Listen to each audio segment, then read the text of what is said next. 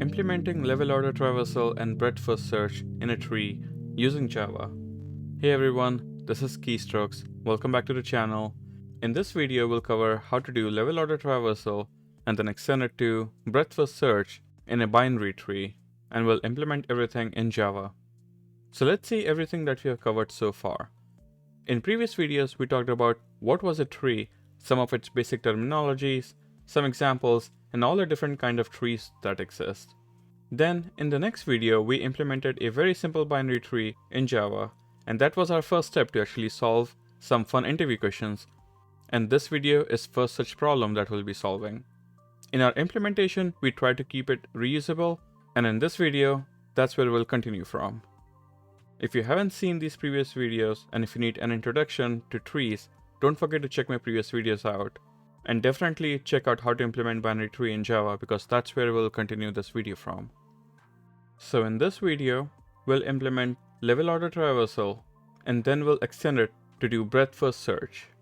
But what do these even mean? So let's first start with what level order traversal means. Well, as the name implies, which is pretty obvious, it just means you're traversing level by level. It's very similar to going to an apartment building and visiting every single apartment floor by floor. So let's take a look at an example. So we have a very simple tree here, and if you know the basics of tree, we know that node 1, which is in orange, is level 0.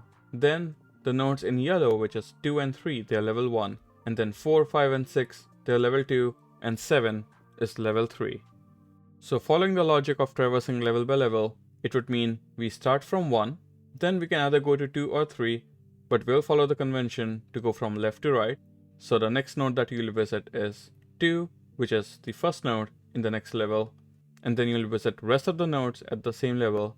In this case, it will be 3, and then we move on to the next level, and we'll start with 4, then you continue with rest of the nodes at this level, which is 5, and then 6, and then you move to the next level, in this case, which is node 7. And that's all what there is to level order traversal. Now I can give you the algorithm on how to implement this, but I think it will be more helpful if you brainstorm a little and try to come up with the algorithm and see what thought process goes into coming up with these algorithms. This will prepare you for any tree questions that come up in the future. So let's get to some brainstorming. Okay, so here we have the tree that we have been talking about, and then I have a queue here and a stack. And just as a reminder, for queue, it works on the principle of first in, first out. So anything that comes in first is the first one that goes out. Whereas for a stack, the first one that comes in is the last one that goes out because it gets stuck on the bottom. So when talking about trees, usually it involves using either some kind of a stack, some kind of a queue, recursion, and various other patterns. So in traversals, when we have to go level by level, usually queue works the best. And for cases where we have to go deep into the tree, that's when usually stacks are useful and recursion comes into play. So over time, as you work on problems, you'll have an idea what you need to use. It might not be the right answer every time, but you'll have some ideas with options that's available to you. So in this case, let's say if we had to use a stack. So in level order traversal, we know that we always start from the first level, which is level 0. And in this case, it's node 1. So let's say we put it in a stack. I'll create a copy of it and I'll just drop it into a stack all the way to the bottom. Now, what can we do here? For a stack, we can pop this value out. Let's say we pop the top of the stack. So 1 comes out from the stack. Now we have 1 in our hand. Let's say we print this value or process on it. So 1 has been processed. So let me mark this with green. Okay. Now we know that we have to work on 2 and 3 as they're the nodes on the next level. So what we can do here is grab the children of 1 and put it into a stack. So let's follow the convention to go from left to right. We grab child 2, which is on the left, add it to the stack to the bottom. Then we grab the right child, which is 3, and we add it to the stack. And then we can remove 1 as we have already processed node 1 now. Okay, so now we pop 3 from our stack because that's on the top, and this was the last one to get in, so it will be the first one to come out. So now we start working on 3. In this case, we print node 3 or do any operation we want on it, and we mark 3 as green as it's processed. And we can see problem already. We wanted to process everything from left to right, but we are already processing the node on the right, so this seems a little weird already. Now for 3, we can enqueue its children, which is 5 and 6, into a stack. So grabbing 5, putting it into the stack, and grabbing 6, putting it into a stack. And now that we are done with 3, we remove this. Okay, so now we grab the top of the stack again, which is 6 in this case. We take it out from the stack, and we have a problem now. We were expecting the next node to be 2, but we're actually getting 6, which is on the next level. And we are not ready to process the next level because 2 is still pending. So I don't think stack will work out for our case. Maybe queue will. Let's give it a shot. Okay, so I've reset everything here. So as before, let's start with the root of the tree, which is 1, and let's put it in the front of the queue. So we grab 1, we push it into our queue, and it goes in the front. Okay, now on queue, the operation that we can perform is grab the front element from the queue. So which is 1, we take it out. Now we process this node, we can print or do whatever you want. And then we know we have to work on the next level, which is 2 and 3.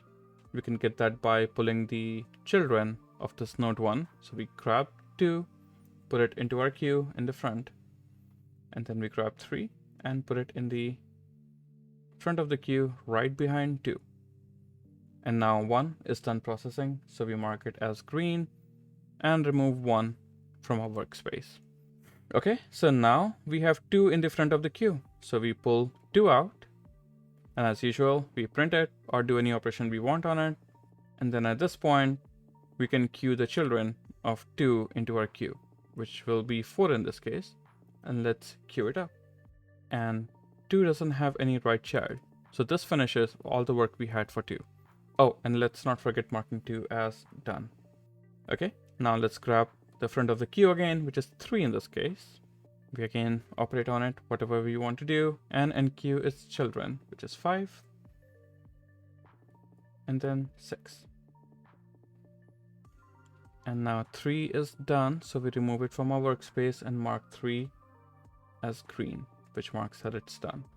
And we can see we finished level 0 first with node 1, and then we finish level 1 with node 2 and 3. So this seems promising. And we can see in our queue, we have the next set of nodes lined up already, which is 4, 5, and 6, which follows the same order as the next level. And I'll go through them really quickly, just for the sake of completion. So 4 comes out from the queue, we operate on it, enqueues children, which is none right now, so there's nothing else to do for 4, and we mark 4 as green, which shows that it's done. Next, we work on 5, which we pull out from the queue. We operate on it, enqueue its children, which is only 7 in this case, and we add it to the queue. Now 5 is done, we mark 5 as complete. Then we pull out the next one from the front of the queue, which is 6. It has no children, so the operation is done on 6, and we mark 6 as finish. And then we have one more element in the queue, which is 7, which we pull out. Again, it has no children, so 7 is done processing as well. And then we mark it as green. And now we see that the queue is empty. That means our algorithm can stop. And we notice that all the nodes in the queue has been processed. So the general algorithm sounds like add a node to the queue and then start working on the queue until it's empty. And for each node in the queue that we pull out, add its children as the next element in the queue. I hope this explanation helps you to understand how we can brainstorm on solutions when you get any tree questions. And I'll encourage you to spend some more time visualizing these operations and try out different solutions and see what works. Sometimes it's just easy to spend time by yourselves and trying out different variations, and things just click in your mind suddenly, and trees just become a very simple concept. Okay, so now we know that we need to use a queue, and that's the key solution to this problem. And based on our brainstorming, this is how the algorithm will look like. So let's go through it line by line. So first we create a tree, which is a binary tree. Now this could be supplied to us, or we can create our own tree in our program. Then we create a new queue, which is an empty queue right now. And then we start by adding the root of the tree to our queue. And we do this because we know that we'll always start from the root of the tree. As you can see in this example, we start with node 1, which is the root.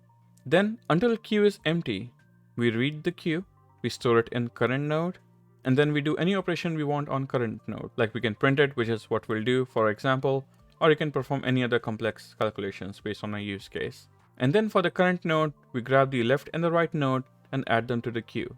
And we keep doing this until the queue is empty. And that's all what the algorithm is. So let's jump into our IDE and code all of this out.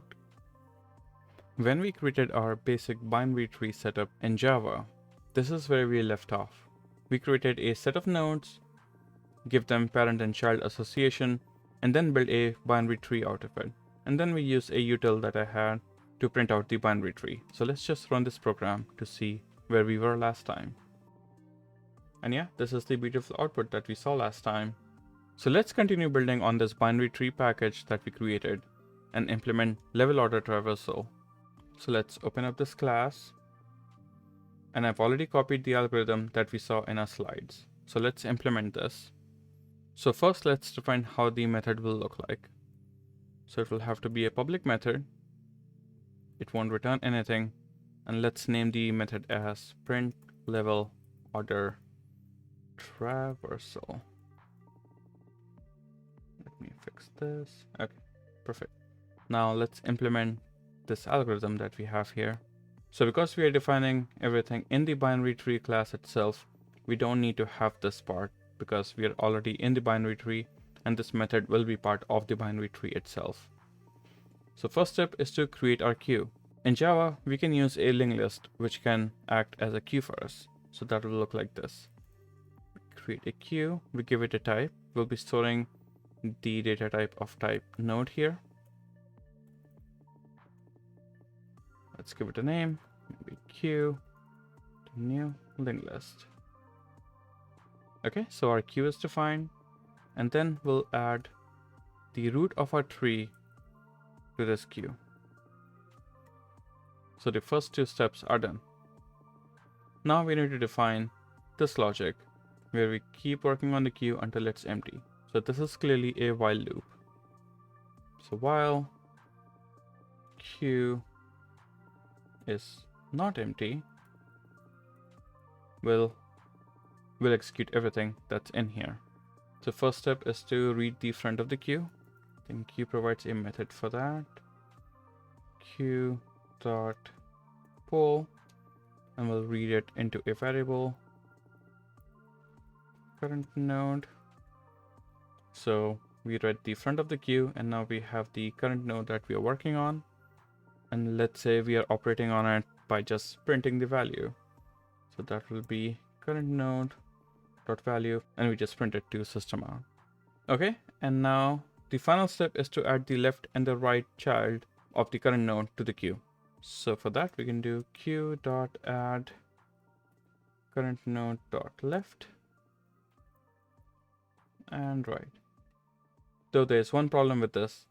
If left and right are null, then we'll add null values to the queue. I think we can perform a very simple check. So before adding the nodes to the queue, we can check if it exists. So if it's not equal to null,